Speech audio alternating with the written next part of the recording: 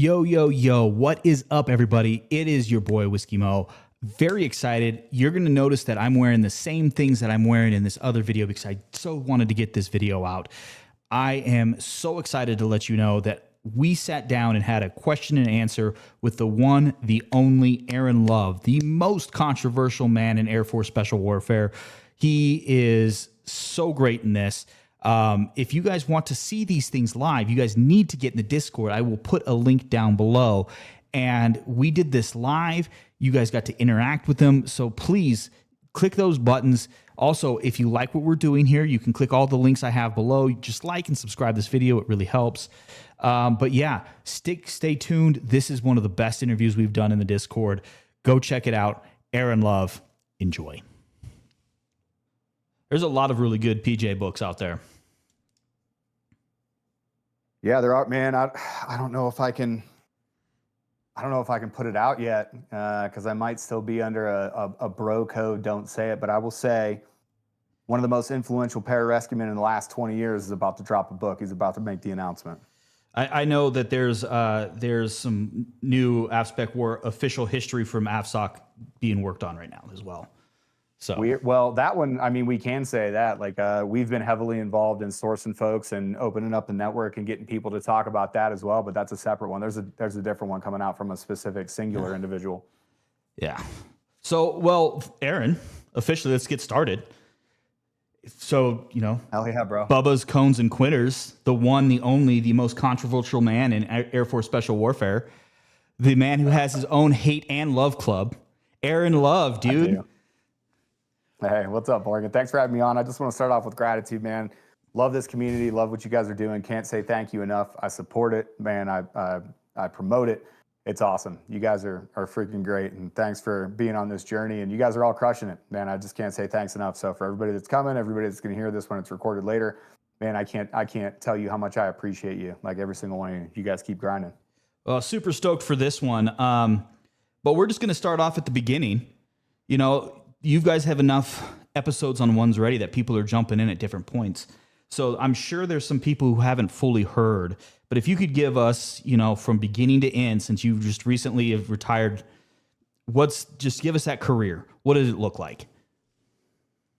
Yeah, man. So I have a real problem talking about anything that is a benefit or anything that's good because I am not the role model. Like I am actually if you're looking at me and you want to talk about my career, what you should take away is if I can do this, you can most certainly do it, and you can do it in a better way. So, man, I grew up in Northeast Ohio. I'm the Ohio State guy and an Ohio fan in general. About 2001, I was just bouncing around, man. I had failed out of Ohio State. I tried to go back to Akron University, go Zips. I failed out of that too. I wasn't motivated to go. I just didn't care about school. I didn't care about anything really that was going on. And then, the events of September 11th happened. I've told this story a couple of times before, but man, I went out there was 50-cent draft dollar shot night at this place that had sand volleyball, and I was just absolutely hungover. I may or may not have taken a girl home from that bar that night and made some bad decisions about my relationships with women and alcohol. And I woke up that day and, man, I saw the towers fall. And, at that time, man, I knew that we were going to war, and I knew that I couldn't let the country go to war without me. And that isn't to aggrandize myself. I grew up in a patriotic household. My dad was a fireman. My mom was a stay-at-home mom. We love this country, and we were true patriots. My dad was an Army veteran. He got in after Vietnam. And I looked at him, and I was like, Dad, fighting's going to happen. We're going to go fight. I want to go fight. I don't want to do a desk job. I'm going to go to the Marines. And he was like, Aaron, you're a fucking idiot. Don't do that. Go to the Air Force. There's this job called pararescue. I think it's up your lane. So I went to the recruiter. I talked to him. I was like, hey, I want to do this job. As a swimmer, I'm still in, pretty good shape. I was a 3-sport athlete in high school. I was like, listen, I think I could maybe, do, this job to try. They had a trifold at that point. I'd never heard of it. Mike Maltz was on it with all his gear spread out. And I got to be honest with you, man, that recruiter got me right away. He was like, hey, here's the deal. We're going to get 2 times the credit if you go in and you actually make this. I've never had anybody actually make it though. So if you can do it, you can go ahead. He was like, how soon do you think you can take the pass test? This was September 13th. Of 2001. And I looked at the past stuff, and when I was in high school, my event was the 500 free. He was like, the biggest problem is the swim. Nobody can do the underwaters. Nobody can do the swim. What they used to call the physical abilities and stamina test. Now it's the initial fitness test or the IFT. And I looked at him and I was like, listen, bro, I was actually hungover when I was talking to him. And I was like, listen, man, hungover in my sleep, I can do this time, the minimum time. I mean, it was like I was about a 6-minute 500-meter freestyler in high school, which, by the way, in Northeast Ohio is not competitive at all. There was a high school right next to ours called Akron Firestone. Akron Firestone has produced at this point something like 15 Olympians and like 200 All-Americans. Like that's who we were swimming against at this little crappy high school that I went to in Barberton. But I was like, listen, I could do it whenever. I was like, he's like, well, when do you think you can be ready to take the test? I was like, I don't know, Friday.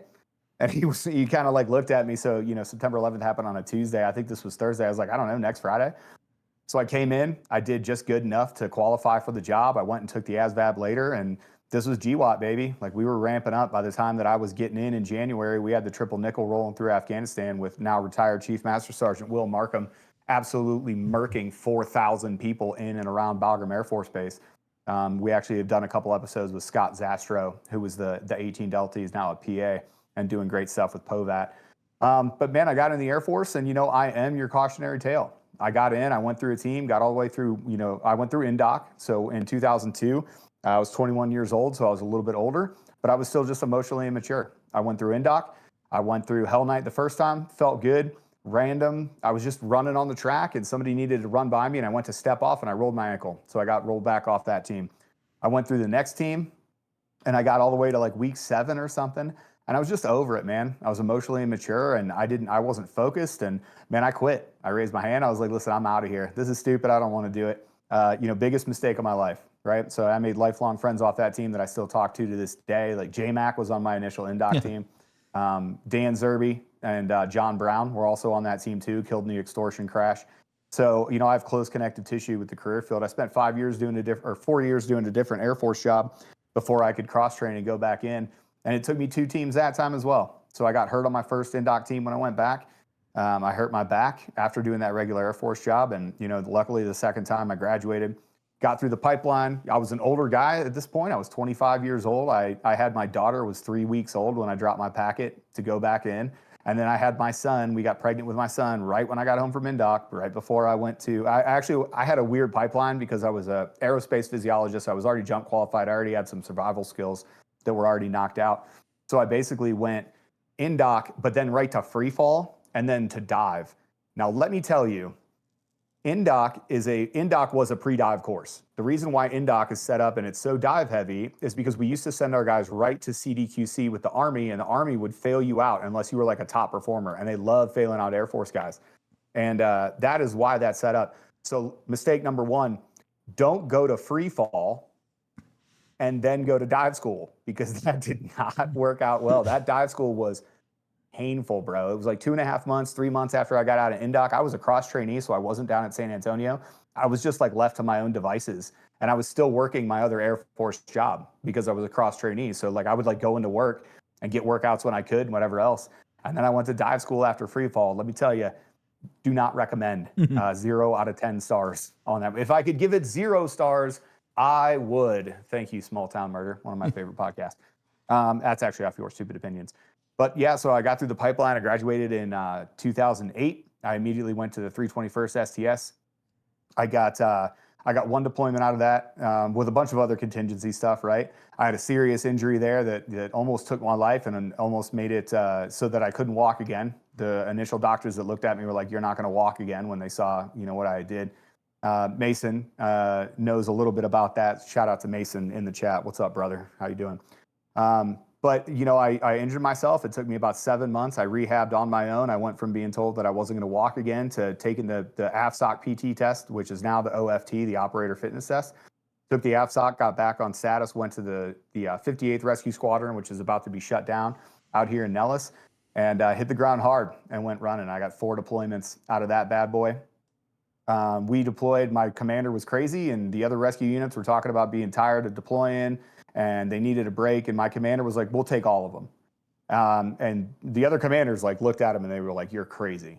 Like, you were absolutely crazy. And he was like, F it, the team can do it. But that was one of those units. We just had lightning in a bottle. We had the right people. We were hard crewed with each other. You didn't have to like bring in the new guy and be like, what? You had like combat proven dudes that were, you get one new guy and you'd be like, listen, new guy, we're doing nothing but basics. We don't have time for this bullshit. We're deploying again in 6 months. So get your shit together. but did that 4 times, got a great assignment down as an instructor at the Pararescue Combat Rescue Officer Apprentice Course. So I went from STS to ACC to AETC, and I ended up being the operations superintendent by the time I left in 2019, and then finished my career out at the 22 STS, got another deployment out of that bad boy. We went back to Africa doing a completely different mission. We were the PR troop. However, we did global access, and it was really cool for me to see that side of the fence and see how important that really is, even as a PJ. I was the first PJ troop chief that worked at the 22 STS. I ended up being, the operations superintendent up there, and then ended up filling in. Our chief deployed. So for a very short amount of time, right as I was getting ready to go into my medical retirement, which I ended up doing and getting out in 2024. I also filled in as like the sit-in chief. I would never say I was the senior enlisted leader. I was just keeping the seat warm. I think that's what I got for my career. There you go. Yeah, that's a career, my man. It's no small thing. Something. Well, and I think there's one thing that is true across, all the gigs, right? It's that, like, when you talk about yourself, you think about all the people that, like, you've been around and, like, you just don't add up, right? But then you talk to other people and they're like, damn, that's really impressive. Like, no. So it's like, it's one of those things that hits all the time. But I want to actually kind of go back to the beginning, because something that you and I have very much in common is failure at the beginning. Like, I failed out of twice at combat control school before I went TAC P. Luckily, I found my calling there, but you failed as well early in the pipeline and eventually had to work years to go back. How did you deal with that? Brother? Let me be super clear about that. I quit. Well, quitting is a type of failure. The worst part of it. Like that, I mean, failing, like, if you don't make an event or if you don't make a run or if you don't do whatever, that's one thing. Man, I was mentally and physically and emotionally and spiritually absolutely not ready. And that reared its ugly head. And, when we talk to people about, a momentary lapse in your discipline can lead to years of penalty. Like, I am your example. Mm-hmm. Yeah. So what was the chrysalis that got you back? Like, as you were going in, you have that initial moment of lack of discipline, of self-awareness that you think is real, but is really not. And then you pay the consequence. How do you deal with that? Yeah, bro. I'll tell you what, it was a poker game. So one of my good friends, Rob has an amazing career. He was like ACC PJ of the year 2 or 3 times. 2 times in a row, actually. Won it 2 years in a row, which I don't think anybody's ever done it since, actually. Like, the guy's an absolute stud. So he invited me over for poker. I was at jump school, and I was a regular phys tech. I was in the Air Force. He invited me over. He's like, hey, some of the guys are getting together to play poker. And about halfway through this poker game, the dudes are there. We're all having a couple drinks. We're playing poker. Guys are just giving each other shit. It's the absolute best possible scenario. And he looks at me and he goes, hey, when are you going to stop fucking around? And I kind of looked at him. I was like, what do you mean, dude? He was like, dude, you're doing bullshit right now. He was like, you should be here at this table right now. He's like, you're a guest. You should be a team guy. And you should get your shit together. He was like, I know jumping out of that airplane makes you miss what you didn't complete the first time. And he was dead right. Like, I went home, my 3-week-old daughter was there with my, she was my wife then, my ex now. And, she looked at me and she was like, so are you going back? Like, she could just see it on my face. And I was like, yeah, I think I am. She's like, all right, well, here's the deal. When you leave for indoc, I'm locking the doors and I'm changing the locks. And if you don't pass, you're not coming back. She's like, you're not gonna, she knew exactly what the family meant. And she knew exactly what it is that I was trying to do. Like, she was not she was not a naive person. Like, she knew exactly what it was that I was going to do and what price my family was going to pay. And she was like, listen, I'll go on this fucking ride with you. I'll go on this crazy thing you're trying to do. But I will not take failure. Like, you got to go do it. And I was like, all right, there you go. And then it was just off to the races. I was lucky to have a supportive unit. I had guys that were training for like bodybuilder competitions. And these are some, I mean, I've seen like these guys, like we've had Anthony Cosentino on. Anthony Cosentino was actually one of my airmen at that unit. And they would split their training with me so that I would train with a fresh guy, like for an hour each every week. And it was like sparring in MMA, right? Like when you have a really high level fighter, they put a fresh fighter in with you and put you in the Shark Tank. Man, I would have a fresh motive. They literally changed their workout schedules when they had other goals to work out with me fresh and push me to get me ready for the pipeline. And I can't say thank you enough to those guys that did it. I had a supportive commander, Colonel David Carey. David Carey basically told me, he was like, listen, man, as far as I'm concerned, you're doing something that 1% of the Air Force has tried to do. It's a 90% attrition rate. You've got failure behind you. I'll support you. but you got to pass, man. Like, I'm going to invest in you. I need return on that investment. And that was it. Like, I owed those people at that point. You know, you always want to talk about the people that stood in your way, or you always want to talk about the people that gave you motivation. And, you know, there's a phrase that I've been growing into, you know, as I try to get a little bit older and a little bit wiser. You can talk about those people that are standing in your way. And, you know, for a long time I was super petty and I would hold on to those things, be like, oh, this guy said this thing. And, you know, I've even talked about it on the podcast, but resentment is no longer my cross to bear. I don't have to be mad at those people. And yeah, they gave me motivation, but that's short-term motivation, man. You know, those people that supported me, those people that made sure that I was going to do it, those guys that changed their workout schedule, that got up earlier than they needed to and stayed later than they needed to make sure that I was doing what I needed to do to succeed. I can't say thanks to those guys enough. But that's what drove me, man. You know, in the beginning, it was, I need to right this wrong. You know, I had a momentary lapse where I decided that I didn't want to be a PJ. I had no idea what a PJ did. I didn't want to be an indoc. I didn't want to be in that scenario. I didn't want to be around those people. I didn't want to do those things. That is a super naive and super myopic, meaning very small. I was looking through a soda straw. And I wanted to right that wrong. But that ain't going to get you very far, homie. Because then when I graduated, when I got home on March 17th of 2006, whatever that class date was, I don't remember what my indoc class. If some old PJ like asked me, oh, what's your indoc class date, bro? I'd be like, I don't know. That was 25 years ago. I don't know what to say. You know, when you have a why like that, that's short term. When you graduate, like you're like, well, okay, now what? Now what am I what's supposed to drive me forward in the pipeline? What am I supposed to do now?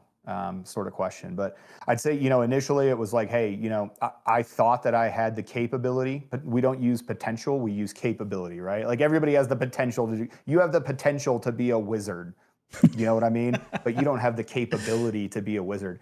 I truly believe somewhere deep down that I had the capability to do this. And as I was, you know, those friends of mine that graduated on that initial team, they were already out going and getting into gunfights, man. They were going out and doing the job. And I was the guy on the plane that was making sure their oxygen equipment was good when they jumped to go to do the job, you know? So I had to make that right in my head and find a way to succeed, even though I had that failure behind me. Man, you hit it. Like I didn't have the words to put it in, but I think about that now too. Like I would not have been able to go to make that switch and go and be a TAC P without Joe Gross, right? He was combat controllers, Stowe eventually. He when I got back and I had failed, he told me to go. And I went and talked to the first sergeant, and they both advocated for me to take that chance because they just wanted me to be an air traffic controller. And it was great. Like I don't think about all those people who told me no. I think about the people who helped me get to yes. So man, that's fucking awesome. Yeah. Now let's go back all the way to the end. What brought you guys into One's Ready and your internet infamy? That's a fun way to put it. Yeah, so 2019, there was four of us when we started. Like, you know, there was Brian Silva and Jared Petrus, Trent Segmiller, and myself. And, you know, Brian Silva, all credit to him. He came up to us with this idea, and he was like, hey, man, here's the deal. You know, I was on a couple of different chat boards. Like, I'm still pretty active on shadowspear.com. Peaches was on Reddit. Trent was asking these, you know, answering these questions. Brian through How to Be a PJ and some of his other endeavors. And we had this sort of like half joking, half serious thing. And we were like, listen, we're all answering the same questions. How do I be a PJ? How do I prepare for indoc? What was your hardest time that you ever went through? How was it on the family? What kind of deployments do you do? What happens when you don't deploy? What happens to your family when you're on trips? What's TDY like? Like all these things that we were answering in these other lanes, right? And we were like, you know what we should do? We should just start a podcast and we'll answer all the questions that everybody has because none of this stuff is secret. The NFL Combine is not secret. When you go to the NFL Combine, you're going to do a 225-pound bench press for max reps. You're going to do a 40-yard dash. If you're a quarterback, you're going to do a Wonderlic drill. You're going to do an Indiana drill or receiver drills. You're going to do interviews. You're going to do these things because they want you to throw your A game at the selection. The NFL Combine is their selection, and then that's how they grade players. Air Force Special Warfare is the exact same. There's no reason why, you know, when I got in there, I mean, just think about SEER School. Like, we don't need to talk about the stuff that goes on at SEER School for OPSEC reasons because I want to protect that. But you would have people come back from SEER School, and because they couldn't talk about what happened, they'd be like, well, they can break small bones. No, they can't. It's Air Force, Air Education and Training Command training. Like they can't break your bones, man. They can do stuff. They can put you, they do stuff to help you resist, okay? But when you have that layer of secrecy, you're not getting everybody's best shot. You're having people that go there and that weren't physically prepared. On my NDOC team, we had 180 airmen that started our NDOC team in 2006. 30 of them quit day one. Quit. Famous Chief Master Sergeant, Chief Robbie Bean, he's now retired, but he was an instructor of mine back in then. He was like Tech Sergeant Robbie Bean, and he had this bald head and this big ass awesome mustache. He walked out, he was like, all right, who wants to quit? And 30 people raised their hand. In that voice that Sergeant Bean has. A fifth of the class was like, no, I'm out. A sixth of the class was like, no, I'm out. And he was like, wait, are you guys serious? And they quit. And it's because they had no clue what they were getting into. They had no preparation. They had no idea. So fast forward to 2019, we're like, let's just prepare everybody. This isn't secret. Let's tell them how to prepare, what to expect. But most importantly, let's be 5 things. Let's be open. Let's be honest. Let's be transparent. Let's be vulnerable. And let's be available. Like if you text us, you're going to talk to us. There's no monkey behind these curtains. We edit the episodes. We respond to DMs. Your DM is not going to sit in our box. If you reach out and you ask us for help, you're going to have a conversation with one of us because you need that.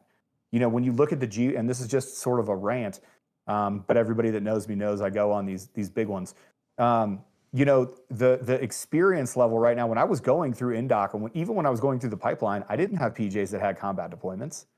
When they would do these medical scenarios or they would do these scenarios, they may have gotten them from downrange, but you would pull somebody aside. You'd be like, hey, man, in this situation, what would you do? And the guy literally, if he was honest, he'd look at you and go, I don't know, I'm guessing. Because we didn't have dudes. Like the schoolhouse used to be a place that you just shoved instructors that you didn't like on the team, and you would just go be an instructor. And luckily that's changed. And I'm here in Albuquerque right now, and the instructors here are the most combat decorated, combat proven leaders that the Air Force has ever seen. They fought in a 3-theater war for 20 consecutive years.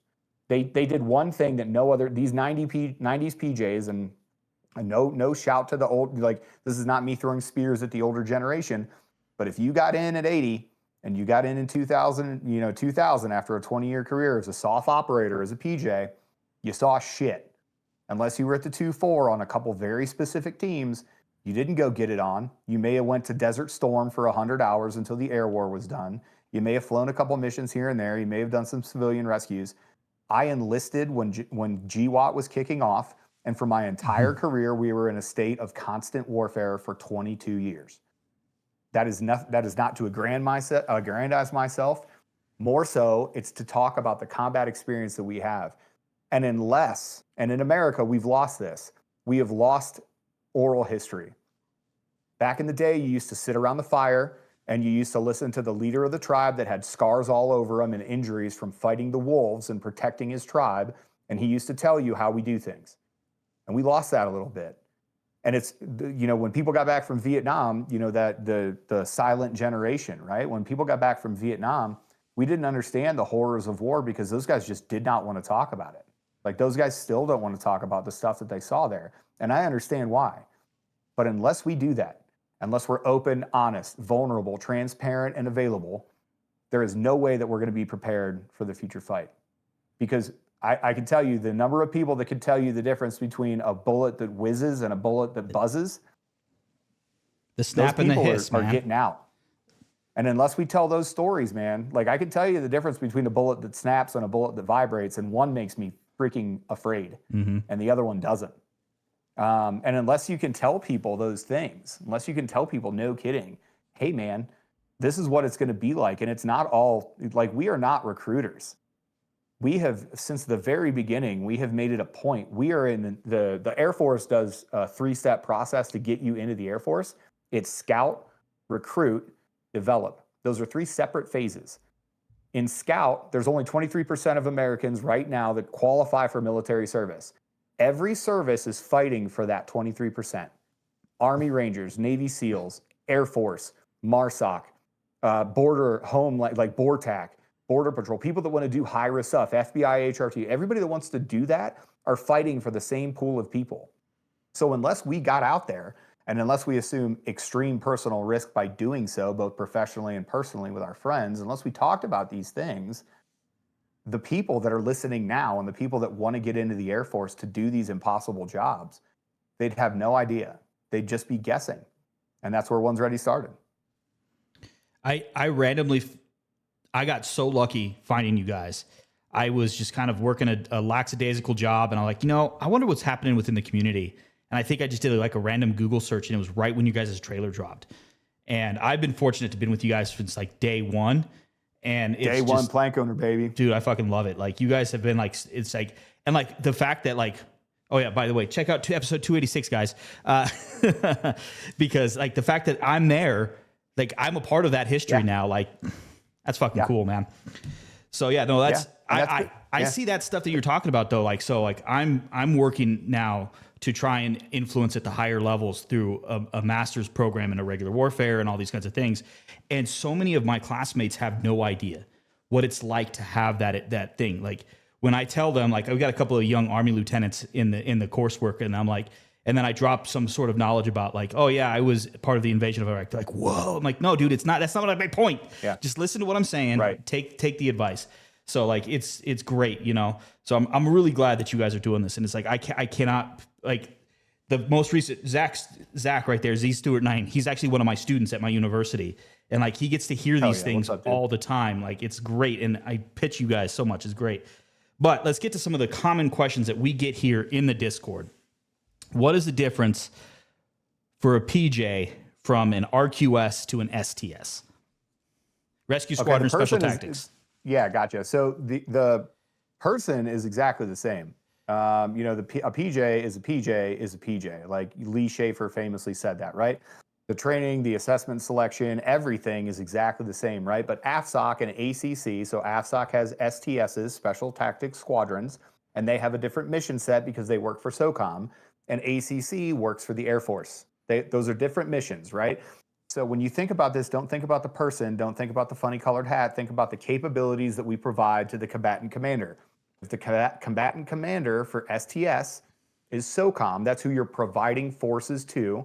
You are the force provider. Air Force Special Tactics is the force provider for AFSOC for a certain set of missions, global access, strike, recovery, surgery. A PJ is going to do different missions because they're doing different things. Now, if you're providing forces for the larger Air Force, of course they have a different mission.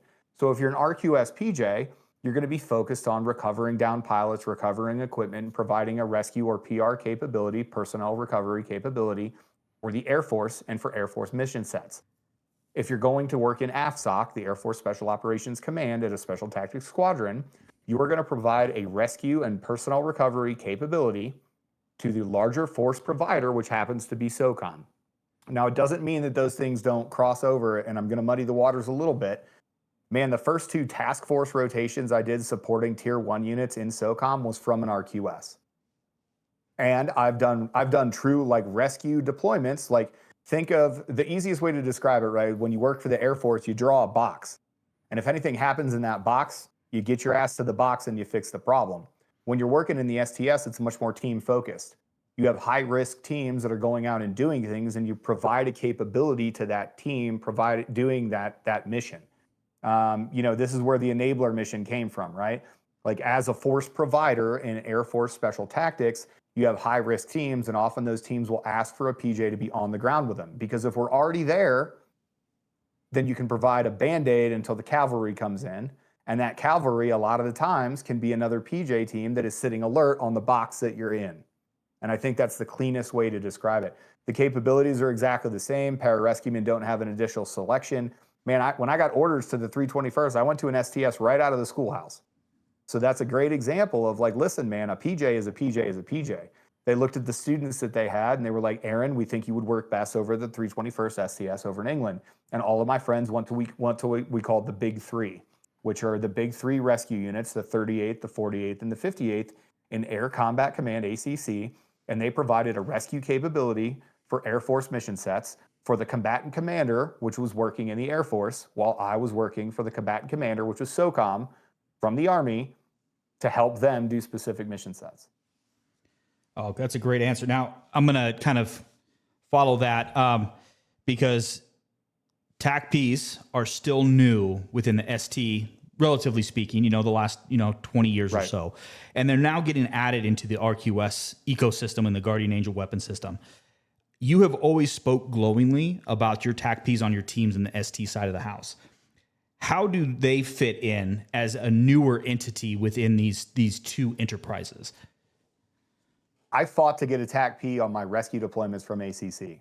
Before TACPs were part of it, I had a by name request in for 2 JTACs, 2 TACP guys to come with me on 2 deployments, and I got turned down both times. So again, don't focus on the beret. Think about the capability. What I needed was an air to ground liaison that could do joint terminal attack control and fires for me, because my crow can't do that. We work on small teams, and from the rescue side, usually you task organize. It's a little bit different now, the way that they organize, but we were working on 6-man teams, dude. Like, you would deploy with a 12-man team. Well, you work 12 hours and 12 hours. There's your 12-man team. You're going out with 6 dudes, and that's what you had. We needed the capability that TACP provided. The same way that Army units all have JTACs, but they request combat controllers to go with them because it's not the funny hat, it's the capability that they're asking for. And TACPs going to rescue squadrons is a long time coming, and I think it's a great thing, because pros do a ton of shit. They are the officer on the ground. For a long time, we were like, well, yeah, you can work the radios and talk to the aircraft. We have 2 separate career fields that do that. How do you think some guy's going to do that as an additional duty, right? So as TACPs got into it, and they're working on a lot of different teams with, whatever they're calling the teams now. We used to call them Gator, these mixed teams of mixed capabilities. The ST side has had it right for a long time. They have PJs, TACPs, controllers, SR, and the officer components, both crows and stows, which are rumor mill is that they're going to combine them into a single career field. Like, everybody that goes through are going to be 1Z. They're just going to have shred outs. It won't be 1Z because it's officers. It'll be 13 something, 13 Zulu maybe, I don't know. However, it's the capability that you need, and the sooner people figure that out, the easier it is for them, because they have these like questions as if they're different animals and as if they're like different stuff. They're not. Okay, it's a different capability. PJs provide the exact same capability to ACC and STS for different mission sets. TACP provide the exact same capability for the Army as they do to Air Force teams in both STS and on the rescue side of the house. Think about the capability and what you want. When I ask for you, Morgan, to come over to a ACC team, I'm not asking you because I want your hat. What I want is I want the capability that you bring. Oh, that's TAOS, great. I believe, is Tactical Air Operations Squadron. There you go. There we go. Good stuff. Now, this is the one that you and I have tapped this before in the pararescue thread. I'm sorry, I misspoke. Theater Air Operations. There we go. There you go. This is why we have so many guys that can answer those questions in the chat, right?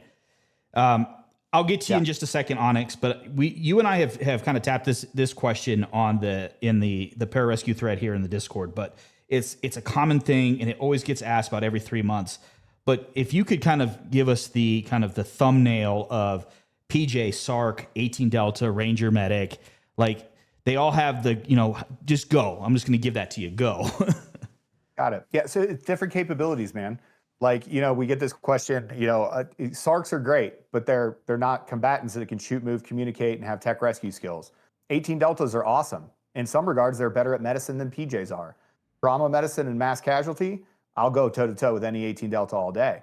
But when you start talking about indigenous medicine and veterinary medicine and doing clinical medicine in the field for your guerrilla force, that's not my lane. When you compare all these other things, like PJs aren't medics. We have a high capability in the medical world, especially when you start talking about mass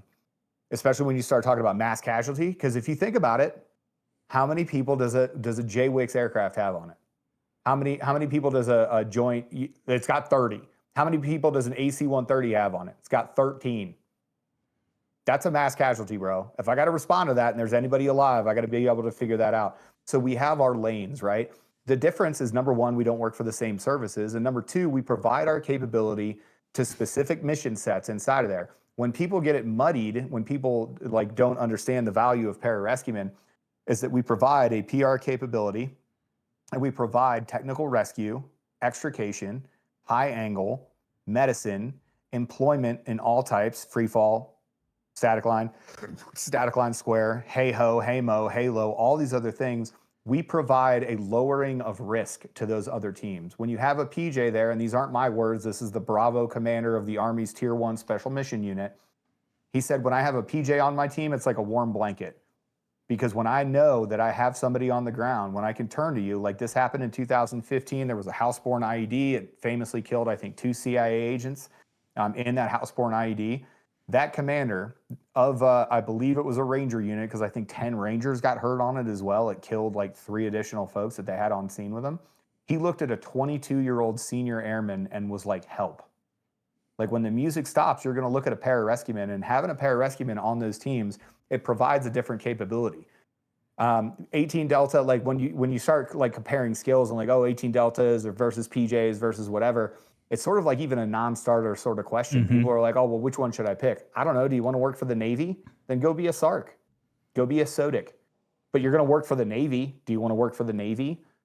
Like same thing. I think 18 Deltas are better medics. Tight, then go work for the Army, because you're not going to work for the Army all the time as a PJ, especially now that the enabler mission has been, taken away. We're not farming dudes out to teams as much. Of course, the tier 1 units always have a PJ with them because it provides a capability. And then you're like, well, I mean, those special mission units, they have their own medics. You're right, because I'm not there to be a medic. I'm not there to hold your med bag. I'm a shooter, a mover, a communicator, a leader. I medicate, and I provide tech rescue and extrication skills. That's why PJs are remarkably different. And then as we go down, like as we start like really necking down on it, like PJs provide a personnel recovery capability that none of these other units can do. I've said it a million times, and it pisses people off when I say it, but I don't care about your feelings or how you get offended. There's never been one time in my career that I've looked at a mission and gone, you know what I need? I need 1 SEAL. Give me a SEAL and this will lower my risk. Every single other service does this with PJs and JTACs, TACP and CCT included.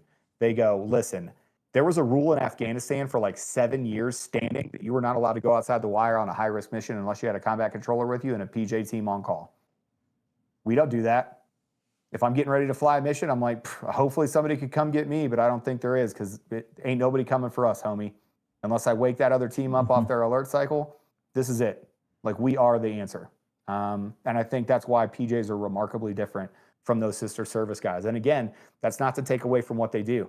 I've met some 160th medics that would smoke me in medicine, even trauma medicine. They're freaking great at it. The difference between me and a 160th medic is when those wheels hit the ground, I'm going to get off and go get into a gunfight. And they're going to wait on the helicopter until I bring them back a patient. Hopefully they can get them to a surgeon and save their life.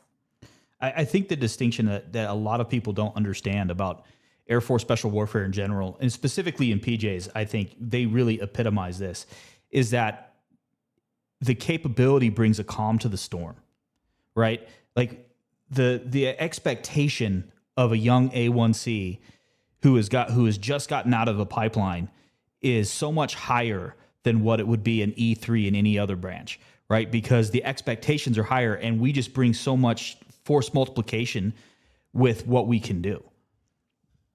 Yeah, well, look at Peaches. Peaches got in when he was 17. He got through his pipeline. He was out on his first deployment. The dude was barely 21. And he's on the radio calling in danger close to fucking kill people. Nobody else does that. Yep. We don't have 21-year-olds, 22-year-olds out on their rotations. That is unheard of in the other services, and we do it routinely. Yeah, I was 21 days after my 21st birthday when we went to Iraq. Right there. I love this one. Light Skin Key Sweat, great username, by the way. There was a 68 whiskey dude at Airborne trying to tell me he's the equivalent of a PJ. And tell him that I said to suck a bag of dicks and gag on balls, because no, he's not. He lied to you. 100%. Oh, my God. That's fucking ridiculous, man. Yeah, Onyx, get up in here. Again, I don't have any, like, man, I've known some 68 whiskeys that are fucking great at medicine. It's not the same. Like, I've even in our small Air Force community, very famously, I had a guy that, I deployed with, and he was a flight engineer, and we were walking, and he like failed out of my INDOT class, and like we reconnected later, and we were in Iraq in 2009 or 2010. And he was like, oh yeah, look at us, man. You went a different route and I went a different route, and here we are doing the same thing. And right away, my commander that was from the Air Force Special Mission Unit, he looked at him and he goes, never fucking say that again. Don't you ever do that ever again. Because when we land in the LZ, he's like, if I'm tracking this correctly, when we get off to go risk our lives to get into a gunfight to get that guy, you're staying on this helicopter. And it's not to take away from anybody's service. It's not to compare ourselves to anybody else. This is not to aggrandize ourselves. That's just the fact. We're different and we have different capabilities. And oftentimes people mistake qualifications and capabilities. They're like, well, I mean, this Navy SODIC guy, he went to rigging for rescue and he knows ropes. So he's got the same qualifications. You guys are same, right? Absolutely not. He does not bring the same capability to the environment that we do. Ask your question, Onyx. What you got? So first, can you hear me? Yep, gotcha. Yeah, what's up, Onyx? Thanks for coming on, man. I appreciate Fantastic. you. First of all, I just want to say, Aaron, I've been listening to your podcast for, God knows, like 3 years, and a lot of your I'm story. sorry, bro. Those early episodes are rough. I really like them, to be honest. But a lot of your story I connect with because, and this is something that I've told in server multiple times. Also, sorry if you hear any background noise. I'm currently driving. Got some work to do, but I've told this on the server a couple times. I was a cadet. I didn't want to do anything regarding or anything in special warfare, and then I got kicked out because of my own stupid mistakes. And when I was looking to do something, I wanted to enlist. And it was thanks to your podcast that it guided me towards wanting to do special warfare. And now I'm still in college, about to graduate in summer, and hopefully getting into grad school and wanting to be a crow. Now, as far as crows go specifically, you said that sometimes one of the additional responsibilities was to take care of the radio. But can you talk a little bit more about some of the aspects of crow responsibilities or crow capabilities that you feel like are not talked about enough? Sure, man. That's a great question. So let's baseline it. Crow and PJ are different jobs. When you're going to become a combat rescue officer, you are not a SEAL officer. It's even different than TAC-P. Okay, the combat control. Combat control and STO, their CFETP are mirrored. They're exactly the same. To become a combat rescue officer, you actually have to go through a different course down here at Kirtland. The enlisted guys split off and they do their tech rescue medicine and other stuff, and crows are doing other stuff. In the battlefield, crows are responsible for colloquially what we call up and out. PJs are responsible for down and in. If we show up to a helicopter crash, the crow isn't going to the helicopter crash to search for patients, treat patients, and get them to the CCP. The CCP is the casualty collection point where we put everybody to have accountability, right? PJs and crows have completely different complementary mission sets that they approach missions with. Crows are officers, so they're responsible for the overall success of the mission.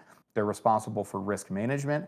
They're responsible for the overall mission success, right? Like if a mission fails, it's the crow's fault because that's how officers work.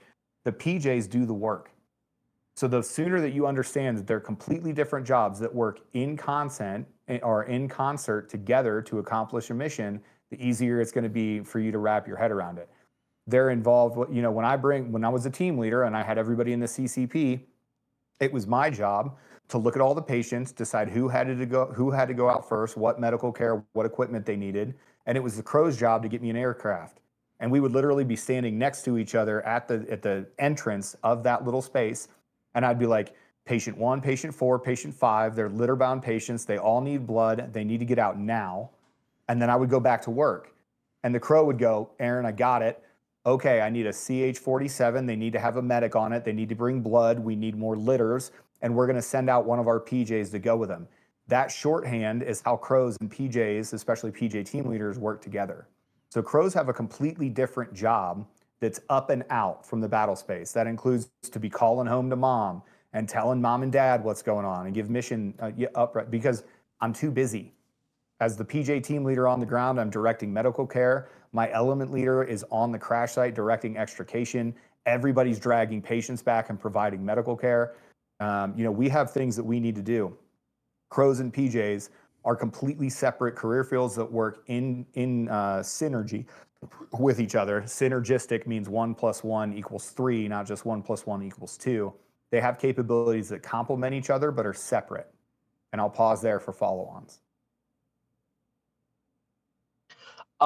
First of all, thank you for your answer. I don't have any follow-on questions regarding this specifically, but your point earlier about resentment no longer being a cross for you to bear. Do you Great think that song, there by is the a way. difference between? I'll have to listen to it. Now, do you think that there's a difference between resentment and redemption, or like the pursuit of redemption and resentment? And if there is a difference, how do you kind of recognize which one you're in? Sure, that's a great question. So, I mean, I would say resentment is when you start falling into negative thought patterns, right? Resentment is going to be, I am going to do this because I am angry at that person. I'm going to prove them wrong. Redemption, everybody loves a good redemption arc. But the thing I would say about redemption is usually it's positive, it's internally focused and not externally focused. But there's an end to redemption. Just like my NDoc story, like when I graduated and when I put that beret on, no kidding, at the end of that night, I was like, what now? Like, okay, I redeemed myself. Okay, but that ain't the job, homie. That's the pipeline. The pipeline's not the real world. The pipeline isn't the job. The pipeline isn't why I wanted to be a PJ and what my why evolved to later in life. So, I think both can be good and bad. I think there's plenty of time for negative motivation. That can drive you. You can be fueled by hate. You really can. Like that is a positive output motivator. But it takes energy to hate something. And it takes a lot of energy to hate something because you have to focus on it all the time. And the more that you're in that resentment, that negative spiral of I'm going to do this to prove people wrong, I don't know if that's the best way to go about it. I think it can work. Man, there's a million different ways to skin this cat. And but I don't think redemption is the way to work it either. Because there's an end to redemption. When you feel like you've climbed that mountain, any good mountain climber climbs a mountain and they're thinking about the next one, not just that one. So, I think that would be the cleanest difference that I can put out there as I'm thinking through it while I'm talking through it. I think redemption also can be utilized kind of like how we talk about like, the little goalposts we do when we talk about like, I just got to get to lunch. I got to get to chow, those kinds of things. Redemption can just be that point. And it doesn't have to be set in stone, right? So like my redemption story was different because I didn't go back and redeem myself through the same pipeline. I redeemed myself through another way, but it was just one step. And redemption leads to personal growth at the same time too. Resentment doesn't always. I'd agree with that. And again, like, when we talk about redeeming ourselves for, past mistakes or whatever else, you really have to look internally and be like, what am I trying to redeem? Like Morgan, you didn't redeem yourself by becoming a combat controller, but you found a way to serve. Mm-hmm. You found a way to serve this country and the Constitution of the United States of America in a way that you felt was your true, the true exposition of yourself. You were being of service in a way that finally felt good and right. So you weren't redeeming the fact that you couldn't make it through combat control school. It's that you wanted to give more and you found the right way to do it. 100%. Thanks, Jen. I'm going to step off the podium. That way more people can ask questions, but I do have some more for later. Onyx always has questions. DM us. That's why we're here, baby. Yeah. Well, I'm at the end of my questions. So, fellas, if you've got anything, put it in the chat. There's the little raise your hand button if you're on the PC, or even I think it's on the bottom on the mobile. If you've got questions, man, I'm here for it. I do have one wrap up at the end, but we'll see how it goes. So we'll get to that kind of fun stuff. Oh, I see a lot of people typing. Ooh, all the typies. Yeah, so much so that it has to say several people in the chat are typing. Ooh, I love seeing several people. Those are my favorite people.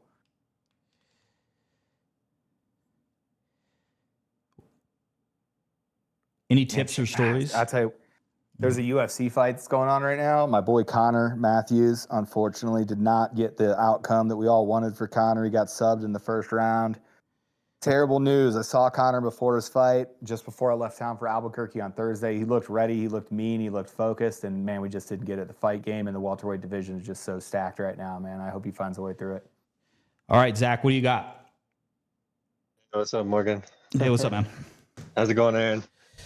Hey, what's up, brother? Thanks for tuning in. Appreciate you. Hey, thank you, guys. I really appreciate it. It's definitely one of the first times I've messed around with Discord, so but some weird feedback. That's my bad.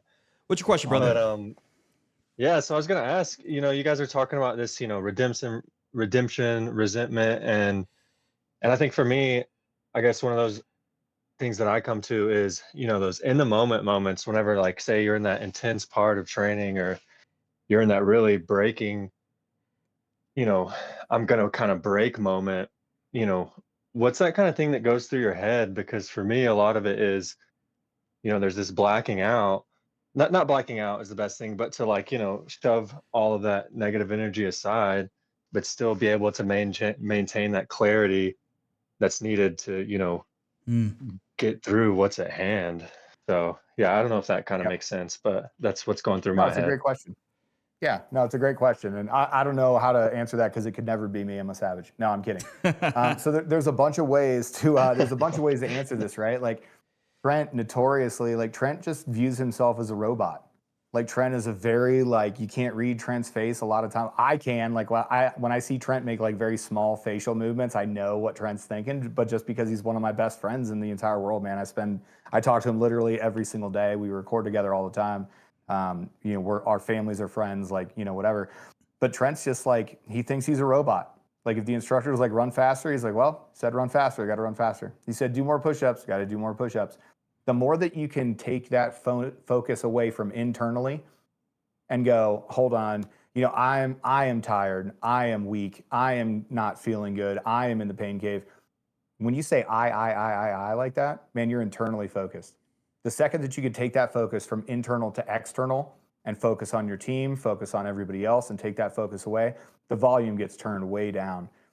For me, I don't know what changed in my head, but I tell people this during underwaters. There's a switch that I have developed in my head now where the more that I hurt, the more motivated I get.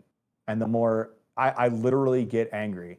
When I am ready for underwaters on the wall, I like to think of myself as a military working dog. Military working dogs, if you guys don't know, those things are killers because they get the bite command and their whole job is to go fuck people up. Absolutely bite the shit out of them until they stop moving, right?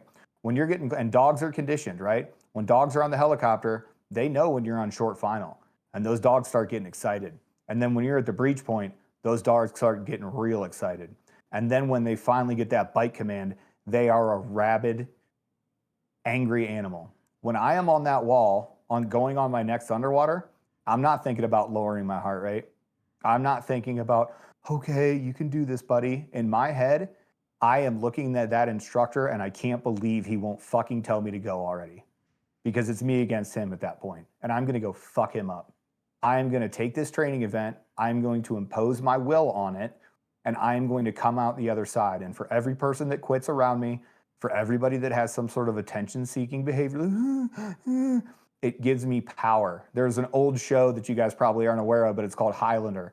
And there was a bunch of people that were immortal Highlanders. And in order to take somebody else's power, you had to behead them, right? And it was like there were samurai Highlanders and there were Scottish Highlanders and there were British Highlanders. And the whole show was based around hunting each other down and cutting their head off. I don't know when it switched in me. I am a fucking military working dog that's about to go on target with my events. And the more that I go and the more tired I get, there's just something in me that forces me to keep going. And that's the way that I've mentally trained myself to get through it. That might not be right for you. Some people just disassociate. Peaches laughs. I have been in the most scary situations with that. I told this story before, but one of the hardest missions of my life, we jumped into a frozen lake bed in Norway.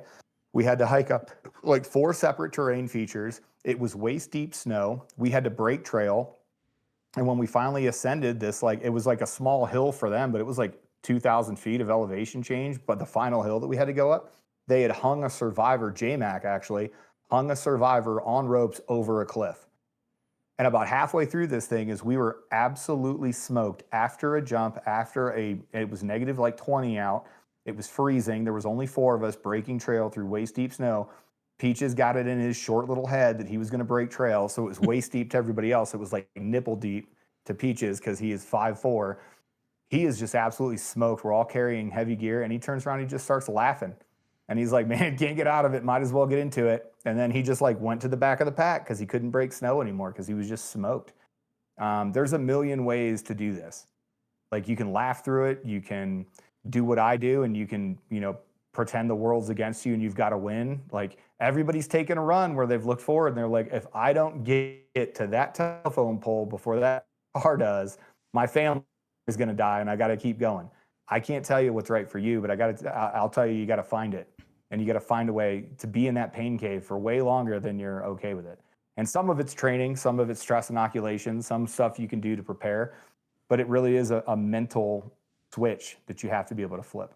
As much as we would like to give you a solid answer, you can't, because the context for everybody is different. Like I was feeding off of quitters. I'm like, that could never fucking be me. I can't. No, you're peeling me off of this when I'm dead. Like that's why I met the wizard so many times, right? Because of that shit. And it was different for me, man, because I knew that pain. Mm-hmm. Like in my head, like I knew what those guys were about to go through because I stood at that wall. I signed that paperwork. I did another job. That was years of my life. It was years of my life. It's deployments that I missed. That the only thing that I ever felt like I was called to do, and I missed that time. And I'll tell you what, like, you know, to say you got to believe that was folded into it. Mm-hmm. Yeah. Good question, Zach, man. Thanks. Yeah, I appreciate it. Thank you guys so much. That definitely, like you say, it's our own path, and I'm really appreciating hearing y'all. So thank you. He's spoiled. Just further down the path than you. That's all. He's spoiled. He gets to walk into my office whenever he feels like it. Definitely, and hopefully we'll getting some pool time. We're gonna get in the pool here soon, dude. Yeah, definitely. We got a lot thanks here. Again, Aaron. We got a couple here, Aaron. There's some medical jargon that I'm not sure I understand, but it's about ultrasound. From Ghoulie. Mm-hmm. I was recently at an ultrasound course to maintain my license, point of care ultrasound for TCCC at golf course, and found out the educator had worked with PJs just a few weeks previously. Is POCUS standard training for J's, and when does that training cycle through? Yeah, so all of this goal-directed therapy, there's a bunch of different things that didn't even exist when I went through. Like I was like one of the first test cases for what they called the FAST exam. It's an ultrasound exam where you look for a specific fluid in the abdomen, right? And you take an ultrasound and you're looking in 4 different angles to see if there's fluid in there, to see for internal bleeding. POCUS is along the same, not the same procedure, but medicine is always evolving, right? So PJs are always going to be on the cutting edge of these medical courses. As these new, goal direct, I was around when we were still giving pasta water to people, giving them head-a-starch and giving 2 large bore IVs and putting them in Trendelenburg and like elevating their head to get away from ICP and all these things, right? That we don't even do anymore. Like I was around before tourniquets were really cool. Like tourniquets were just becoming a thing because again, it was the beginning of GY. We weren't using them a whole lot, and then all of a sudden everybody was using tourniquets for everything. So these things always emerge. I won't speak to a specific technique or capability or medical procedure, but I will tell you that we're constantly on the cutting edge of it. We've moved all of that medical training down to Birmingham, Alabama. We had Chris Wilson. Chris Wilson was one of the guys at HKIA, credited with more than 10,000 saves. I just went to the other guy that was there. His name's Sean Hurley. They were on the episode together. I was just at his retirement in the Springs. It was awesome. Chris is actually the lead pararescue instructor down there, and all of those cutting edge procedures from POCUS to intravenous stuff to all kinds of crazy surgical procedures that PJs can do that other like the PJ medical capability is far and above, especially when you're deployed, far and above what a normal paramedic can do. For instance, I don't have to ask anybody to pass narcotics or do a field amputation. That's my decision on the ground as a pararescueman. Of course, pass blood and all these things. Of course, we're trained to do it. Of course, we're working under a doctor's supervision, but the doctor ain't there with us on the ground, homie. That 68 whiskey that said he's better than PJs, they're not standing next to me. Like it's us. So of course we're going to get that training. Of course we're on the cutting edge of new medical procedures, whatever the new hot medical procedure is. They were using cameras for intubations. They had this little sweet camera that was like this big that would go on the end of your tube, and you could actually visualize that way. Like you had a bright screen that you could look at. Like we played around with that for a little while. We're always testing and trying new stuff. Onyx, go again. All right. Actually, my question was going to be as far as, you coming into the PJ career field in 2008 till when you retired, what changes you've seen. But it sounds like there's been a lot of changes in terms of medical interventions. But how has the PJ career field, aside from those medical interventions, changed? I mean, that's such a broad question, man. Like, I mean, how has warfare changed since we got in? Mhm. Like we weren't fucking around with drones in 2000. You know, when I got to Indoc in 2006, they weren't teaching us about anti-drone technology.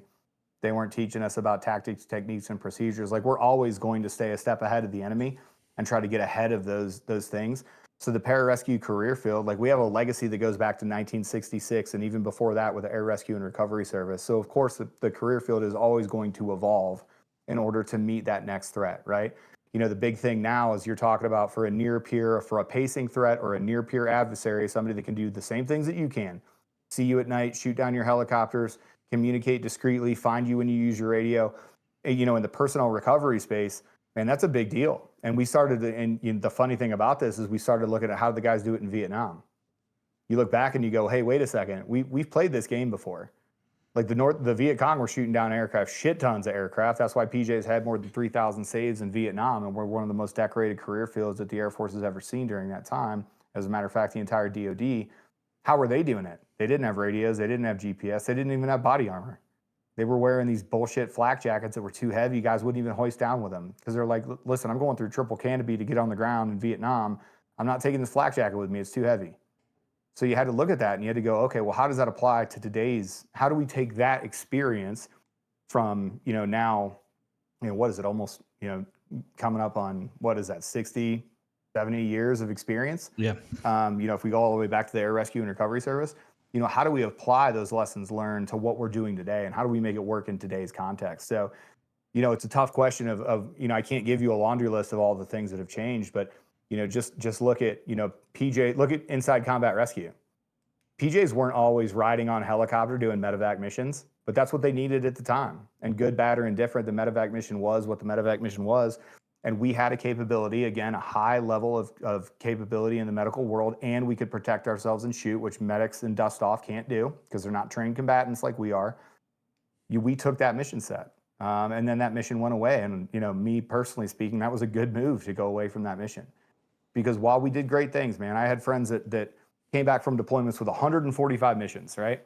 But some of those missions were milk runs for guys with testicular torsion and taking them from one fob to the next. Or a guy that literally, like I literally had a guy that flew in Iraq when it was hot and heavy, and he flew to a base to pick a guy up that fell out of bed and literally bumped his head and was like, oh, my head hurts. And they were worried about, the doctors said that he might have a brain bleed. He didn't have a brain bleed. He didn't want to be at the outstation. He wanted to be at a big base. Well, So, you know, all that being said, man, we have changed, we have evolved, and we're always going to do so using those lessons that we've learned to meet the next fight and to be there for whatever we need. You're telling me that we can't, you know, we have to walk in, you can't even take an aircraft because they have integrated air defense systems, and we have to walk in to get this pilot, and we have to be able to communicate with a guy that can find my radio communications and kill me for it. That's a pretty exquisite problem set. But I'll tell you what, we got good problem solvers. And if you think about it, it's one of the things that drives all you young bucks crazy right now about how like everything's changing in the pipeline, everything's changing in the selection process. That's part of it, right? That's part of the process that we're doing, is that we're trying to apply these lessons learned that we have. And that's why, and your ability to adapt to those things are what's going to make you better as operators than anything else. That's one of the unique and exquisite things that Air Force Special Warfare does, is to adapt and overcome. Yeah, agree. Right. Thanks again, gents. The Hate Club. The Hate Club is here. Yes. How's it going? What up, brother? So I actually asked this. You ran away before I could ask it when I came on the war room. But Oh, what sorry, are brother. the? Yeah, something about Peach's ceremony. I guess it's important. It's not an excuse. But what is one of the worst aspects of the culture that you can think of in aspect war, and more importantly, how can the new guys going in fix it in the new generation? Man, great question. Always a great question. So, man, you cannot take somebody, and this applies to all soft. This is not just us. This is a military-wide, to varying degrees, problem. You cannot take somebody and tell them that they're going to be the best medic, the best person, tip of the spear. Only 91% of the people that do this fail. Only 9% graduate. Whatever metric you want to do, you cannot gas a dude up like that for 2 years and then send him on a deployment where he gets in gunfights and then comes home, somehow survives that event. You can't do that with some level of toxicity.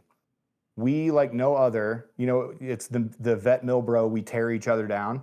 That's just competition, and it's competition in the wrong way. Okay. All it is, I think that's the worst part about it, is that nobody will stand in your way more than your own bros. And we can tell you, like, from the Ones Ready podcast, the most resistance that we've gotten, the most resistance has been from the Air Force, and to a greater extent from our own communities, because everybody has their own opinion. If you get a team room of 10 dudes together in AFSPEC war and you ask them their opinion, you're going to get 40 different opinions and 5 fistfights. That's just the fact of the matter. Because again, you know, these guys have trained and devoted their entire lives to doing this thing, and they're competitive by nature. You have to be competitive to do these things. And the bad part about it rears its head when you have guys like us that, with our real names and our real voices and our real lives, come out here and try to be open and honest and vulnerable and transparent and authentic and available. When you have that, it rubs people the wrong way. It just does. Like, we make jokes about how polarizing I am. It's because I'm unapologetic in the pursuit of what it is I think is important, which is you guys. You guys are my team now. Everybody says the one thing they miss about the military is what? The guys to the left and right of them in the team. And my best assignment was being an instructor, to watch these young men have no clue what to do on day one. And the day that they graduate on their final evaluation phase, that time they get their final evaluation, man, they look like a damn PJ. There is nothing better than that. But even if it's something, and I frame that the best way that I possibly could, because I'm a narcissist, right? But even in that pursuit, you're going to have people that are like, oh, Aaron's doing it for money. Aaron's doing it to get his face out there. Aaron wants people to hear his opinion. I accept that. I understand why that critique would be out there, and I get it. I don't necessarily agree with it because I know my heart and my intent, but other people don't. And, you know, people go off, and you've seen it with the toxic, you know, mill meme culture, and, you know, those things are out there. And sometimes it can be true, and it can be a good evaluation of a person, like the kerfluffle over Tim Kennedy. Like, I think Tim Kennedy did the wrong thing, but I'll tell you what, I've also rolled with Tim Kennedy. I've spent time with the guy in the gym. He was gracious with his time, and he was a nice guy. I think he made a mistake. But like, if you ask Nate from Valhalla VFT, who's also a good friend of mine, you ask him his opinion, and he is going to burn Tim Kennedy to the ground because he has a different opinion of Tim. I'm just not willing to make a judgment on the man, because while I can say he might have made a bad choice, listen, man, I don't know what his intent was. I don't know if he had it in his heart to grift and do all these other things that he's accused of and lie. I don't know why he did that, and I won't defend it for sure, because again, you know, rules of the Ronin. I don't defend somebody's decision. I don't defend a guy that I don't know personally. I don't defend a decision that I wasn't personally involved in. That's not my lane to do it. But we have a bad habit. Like, guys don't have that emergency brake. Guys will see, you know, stuff like this, be like, oh, that's stupid. That's misinformation. You didn't say that right. That's dumb. How dare you say? We had a guy hit us up in the DMs and be like, oh, you guys shouldn't be cussing on the podcast. We're not recruiting construction workers. That guy was a CCT. Like, bro, you're mad at me because I said fuck. Like, and at the end of that conversation, he was like, Trent can suck my balls. And I was like, well, can we get some ideological consistency here? I agree with you. Trent should suck your balls because it would be great. I want to get it on video. It's good content. However, like, can we get some ideological consistency? Like, what are you mad at? Like, why are you doing things in this way? And again, I think it's just an outgrowth of, man, like, what did I say earlier? When I looked to my left and my right and I saw people that were failing, that gave me power, right? Okay. Well, there's got to be a line to that. That can't extend to the team room. It can't extend to social media. It can't extend to conversations that I'm having about people that aren't in the room here with us, because that's not a mature way to look at it. So I think that's probably the best answer I can give. I'll pause for follow-ons. All right, no follow-ons for now. That about answers it, I think. Thanks, brother. Appreciate you. I will also add on, though, and on the TACP side of the house, we've got to stop comparing ourselves. We get butt hurt that we're not at the big boys table. Well, we are now. Comparison is the thief of joy, my friend. Right, and like, it was always the thing, and I did it. When I was a young TACP, I hated that we didn't have the resources, that we weren't soft, that we had to go through an additional selection. Yep. We weren't, at the time, we couldn't be at the 2 series units. Like, I was butthurt about it, and it was part of it was self-reflection because I didn't make it at that point. But guess what? We did righteous things, and now look at where we're at as a career field, right? And right now, as an entity of Aspect War, we need to take the best of each other and work on that, and then uplift, and we're just going to be better for it because we all bring different shit to the table. Is what it is, man. Forrest, watch your fucking mouth, Aaron. You spelled my name wrong. It's AA, Arlen. I got one here from, again, your one of your favorites, light skin Keith Sweat. I'm with you on this. That's a dope name. I love that. Great username. Yeah, he's a cross trainee as well, and he wanted to know how you balanced work and physical preparation for the apprentice course. You can't. There's no balancing, man. You got to give 100% to everything. Like, it just is what it is, man. Like, how I did it is, I had to be at work at 7:30. We did not do the bank hours thing. I didn't get 2 hours of PT on my own. Like, that job started at 7:30, so that means I was at the gym at 4. It just is what it is. I didn't want to take that time away. And, this is the thing I do to this day. Like, I still get up at 3:45. My alarm goes off at 3:45 because I do not want to take that time, that time later in the day away from my young son. I get back from the gym, they're waking up for the day. That's just a choice that I have to make because I think it's that important. My fitness is important to me. I want to continue to be as fit as I possibly can because I think it's important for me to be a man that leads and provides and protects and presides over his family, and that's a personal decision.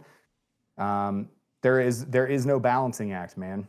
You got to full send it because the more that you split your attention, your time, and everything towards things that don't matter, that's time that you don't get back. The time is a finite resource. And this is more of like a rant, but we have people that talk about like wacky training methodologies and people that want to go and they're like, oh, I'm using, man, how do I do an example that doesn't burn somebody? I want to start learning JTAC stuff. Like, bro, you haven't made it through selection yet. Like, when you fail out of selection, you're going to have a moment. It's going to be like the scene in The Usual Suspects when Agent Kuyan figures out that Verbal Kint is Kaiser Soze. Spoiler alert, but that movie's like fucking 20 years old. It's older than most of the kids in the chat, dude. Yeah. Go watch The Usual Suspects. It's a great movie. You'll love it. Kaiser Soze. He's gone. But you're going to look back at that time and you're like, wow, did I need to be learning JTAC phraseology as opposed to like doing mobility and doing more push-ups? Because that's what got you out of selection. You have to be, the balancing act comes in and with giving attention to the most important thing, the 5-meter target, right? Until you got out of selection, don't tell me that you're looking at medical terminology. I don't give a shit. I do not care that you know how to diagnose a patient. I do not care that you know how to rip off a 9-line without looking at a book. I do not care that you know how to do these things if you're not in the pipeline. Not even in the pipeline. If you're not in that course, I do not care. I'm going to start doing some ropes. Unless you're talking about the 3-knot series we're going to ask you to do at assessment, selection, and pre-dive, I don't give a shit. It doesn't help. And it's wasted time. Your time is a finite, valuable resource that you cannot get back. So every second that you spend that's not focused on those things, that's just basic time management stuff. That's all. You got to control what you can control. And when you add extra elements into it, now you're losing control, right? Yeah, and let me just address this one. Light skin Keith Wett, I'm getting ready for CCS. I just want to make sure I can lead from the front. Okay, well, an instructor isn't teaching you that stuff. You are forming bad habits that the instructor is then going to have to correct. And the second, and again, people try to do like this, so I want to be able to lead from the front. If you're an awesome student and you're an adult learner and you can pick up those skills during the course and you're great, that's how you're going to lead. The very second, and I see this all the time everywhere, cones teaching cones stuff. It's the most frustrating thing. I would see it at the schoolhouse. I'd see it everywhere. And it's the guy that wants to lead from the front that thinks he knows what he's talking about. You're actually doing a disservice to your team because you're not doing what we're asking you to do. Like no one has asked you, and this is true in the military as well. If people aren't asking you to do something, then don't do it. Very famously, the AFSOC GSU got their peepees slapped because they were like, hey, we're going to get these troops together and we're going to do this unilateral mission and we're going to do stuff that looks like other people, but we're going to do it from an Air Force thing. And the SOCOM commander very publicly said, and I quote, and he said this in a public forum, I don't give a shit about your little side quest that you're doing. I'm asking you to spit out JTACs for me. Who the fuck asked you to do this? That same thing, that same valuable lesson can be used in your own training methodologies. No one is asking you to read ahead. No one has ever said, hey, when you get to this course, I need you to have this baseline skills knowledge. Because if they did ask you for that, they would put something out for you to study beforehand. And it would be a formalized product that they would say, the prerequisites for this course are a basic knowledge of X. That course is in doc, Special Warfare Assessment and Selection. And there is no requirement for you to know things. That CCS reporting document on your ETCA, which is a form that they tell you, these are the things that you need. You got a gear list, you got a report time, and you get a building number. If it ain't on that list, you don't need it. And that's a personal opinion because I want you to train specifically and efficiently towards your goal. And when we start doing other wacky stuff, it feels good, sure. I got to, special warfare assessment and selection, and I knew everything about medicine. Tight. Well, you didn't know about PJ medicine. You didn't know about dirt medicine, and nobody taught you that. So you wasted that time, and that's a personal opinion. So we're going to say this one is the last one from the chat, and then I got a few more that I got for you, Aaron. This one, I really like it, and we've kind of touched on it, but he says it's a little bit abstract and probably been asked a million times, but he says, do you guys seriously grapple with self-doubt? Is there something you've had to find a concrete or reliable way to snuff it out? To me, you guys seem immortal, and I was wondering if there was some secret or something that you all had figured out, or if the training made you more confident. I have self-doubt about things I've said on this Discord. I have doubted that I haven't given you my level best right this second. 100%. You never get away from it. Now, you can use that to fuel you. Like for me, I've always had the self-doubt in the back of my head. I quit once, am I going to quit again? But what that did is that gets me up in the morning a little bit earlier. What that does is it makes me try a little bit harder. It makes me study before an event a little bit more. When an instructor's like, hey, you're going to be tested on this tomorrow. If you don't think that I was in those regs every single night and reading dry regulations late into the night when my kids were asleep, you're wrong. That self-doubt can fuel you, but I don't think you ever get away from it. And if you do, man, that's a problem. Mm-hmm. If you ever think you made it, man, that beret, you don't own that beret. That shit's rented, and that rent is due every single day. I never found a way to get away from self-doubt. And thanks to Aaron Love Hate Club and everybody else for highlighting these things that I inherently worry about myself. Man, I worry about that stuff greatly. I really do, because I think that you deserve my level best. And I always approach being a PJ from a student mindset. I always approach these things. That self-doubt is good. Now it can become a self-spiral where you're like an Eeyore and you never think you're good enough, and it becomes a negative thing. But I think a little bit of self-doubt is good. That nagging voice in the back of your head, are you good enough? There were times in my career where I wasn't necessarily, you go through seasons, right? There were times in my career where, the holidays happened, and then I had a couple weeks off and I went on some leave and I came back, and that first workout back at the gym, I was like, oh shit, what if I got called today? What if I got called today for the hardest mission of my life? Am I ready for that right now? I think some of that is good.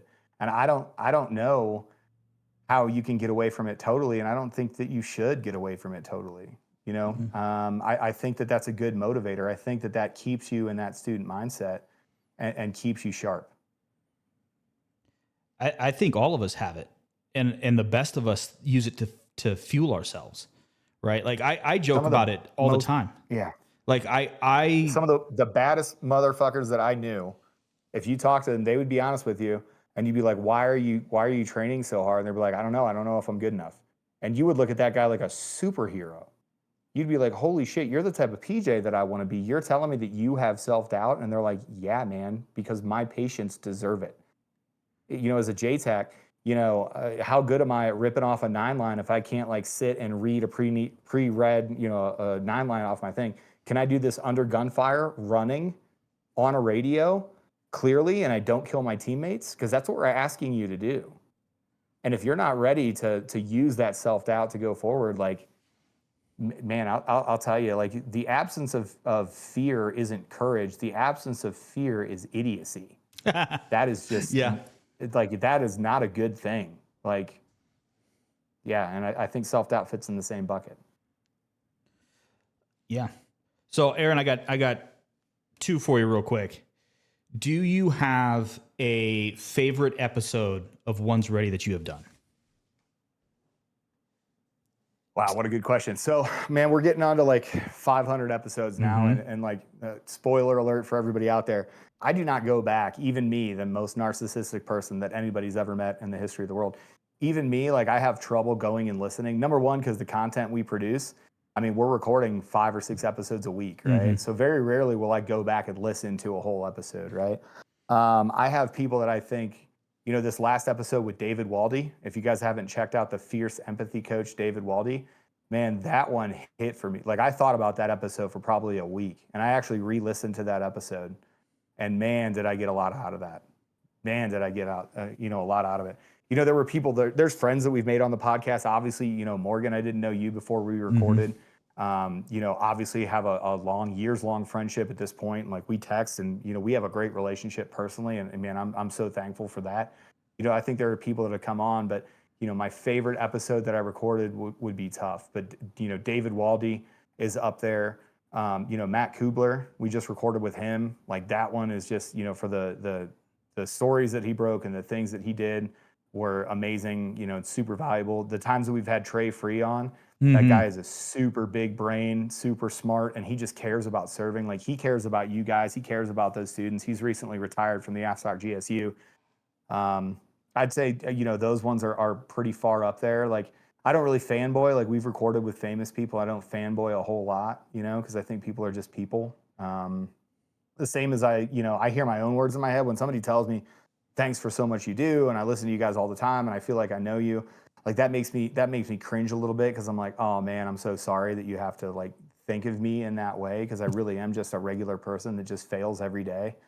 And I try to put that out there. But favorite episode, that's a great question. I would say recently, in recent memory, man, David Waldy, we just recorded a great one today with Charlie Faint. Charlie Faint is now the owner of Havoc Journal. I was just on the Spear with Charlie Faint. He works at West Point. That guy's a great man and a true American. I've known him for a long time through my interactions over at Shadow Spear on that board. He was one of the moderators, administrators, and I've had a long personal relationship with him. Can't wait for that episode to drop. It's going to be great. But yeah, I think that's it. I will say that one of the best parts of doing that episode with you guys was learning that my great uncle was a predecessor to a J when he was the very first behind enemy lines helicopter rescue in Korea. And it's just Homer Ramirez, and he's like, it's like I found that out, and it was just one of the coolest things that has come about that. But the last one, and go ahead. Just a funny story on that, like just the small world of connecting. Like we recorded. I'm blanking on his name. He is Transmute That Energy over on Instagram. I am blanking on his name. Casey West. He and I figured out. He was a 53 gunner, and I was like, oh, that's cool. I worked with like the baddest chick in the world was this 53 gunner that I deployed with, and I had made her like my deployment girlfriend. We played the deployment girlfriend game, and the rules are you can never tell this person that you're their, she's your deployment girlfriend. You have to refer to everything as a date. Like if I saw her in the chow hall, I would come back to the team room and be like, oh guys, I just had a chow hall date. Meanwhile, I didn't talk to this person. Like we flew together and I would talk to her for like professional reasons, but I never like talked to her in any real sense. Well, it turns out that Casey was married to this gunner named Gonzo. And we figured that out like right before we started deploying. I was like, oh, you're a 53 gunner. That's cool. Yeah. I deployed with this one, badass chick. He was like, Gonzo? And I was like, how do you know Gonzo? That's a small community. He's like, dude, I was married to her at the time. I was like, oh, man. Wild, dude. Hilarious. All right. So I'm gonna do the thing that you guys have done somewhat, and I did it with Peaches, right? So piece of advice. What's like one solid piece of advice to guys who are coming into this community, being a J or anything else? What is it? Yeah, be a good dude, put out. No. Listen, man, first of all, like, trust the process. The process is there to get you there. I'm not asking you to be a PJ when you get to Special Warfare Assessment Selection. I'm not asking you to be a controller. I'm asking you to be trainable. I'm asking you to be coachable. I'm asking you to be open to inputs. I'm asking you to be a good, mature human, somebody that's morally sound, ethically sound. I want to be able to trust you with my life, my wife, and my car. I want to be able to know that you're going to take care of my family if I die. I want you to know that you have to really love this country and this Constitution because there's going to be 99% bullshit and 1% cool shit when you're in the military. It really is. It's sitting around and waiting for stuff that may never happen. You may never get a deployment. You may never get a save. You may never get the big mish. I need you. We need you to care about those things as much as we care about those things. And I hope you can hear it when we talk. So the only piece of advice that I would say is, man, just go all in. It's okay if you want to do a different job. It's okay if you're like, hey, I want to be a PJ, but it's because I want to be a crow later, and then I want to go be an astronaut, and then I want to go be a doctor, and then I want to go be an ambassador to the Philippines, or whatever it is that you want to do, man. That's okay. If that's your path, that's your path. but I need you to be all into this thing right now. I need you to care enough about it. People say they want to be a PJ until it's time to do J shit. Until it's time to wake up early as fuck in the morning to go get your workout on, because there's no other time to do it. And I need you to dedicate yourself 100% to that task. I need you to care about it as much as we do. So whatever that means to you, find your why and all these other things that I'm supposed to motivate you by saying. I need you to find that for me and just show it to us. You don't need to be a perfect product. We're going to build you, not buy you. We are going to take the raw materials that you show us, as long as you're open and honest and vulnerable with us, and you can show me that you have what it takes for me to build you into a PJ over this 2-year career field, or this 2-year pipeline that it takes to make a PJ. Show me that you have the raw materials. Just give a shit. Just give a shit. Don't be cynical. Be white-pilled, not black-pilled. Have hope for this country. Care about the people that you're serving with. And honestly, just try to be of service. And we'll take care of the rest. And that's the same for where we are now in that scout phase of development. Man, if you hop up in my DMs and you leave me a 700-word missive and like, oh, I've got all this, man, I've heard every sob story. I got one too, right? But if you show me you care and you show me you put forth the effort, we can get you there. You just got to trust it, and you got to be all in. That's fucking great, dude. I can't thank you enough, man. I really appreciate it. This one was great. I really appreciate it. It's awesome. Everybody, thanks to Aaron. We're going to probably continue over into the general chat. Aaron, feel free to stick around if you want to. If not, cool as well. I know you got a life as well. But again, thank you so much, everyone. Thanks for participating. And make sure to let people know that this will be on YouTube here soon. But again, thanks, Aaron. Hey, thanks to everybody that's out there. I just want to end by saying, like, heartfelt thank you. You guys are our team now. It gives me, I am an extroverted introvert. Like, sometimes it feels like I'm giving my energy. Man, this last hour of a talk, that's not the same. Like, we get more out of these interactions than you guys would understand. When you send us a message and when you see us, yes, I will answer the same question a million times. What's the day-to-day like in F-Spec War? I'll answer that question a million times because you guys are worth it. We really do care, and I just want to say thank you. Thank you, Morgan. Thanks to the community for having me on. Thank you guys for sticking around here and talking and hearing me blab at you. We really do appreciate it, and I care about you. Like, I will tell you, from us to you, we give a shit about you, and we are not going to stop. So thank you. Awesome. Thank you. All right, everybody. All right, brother. Peace.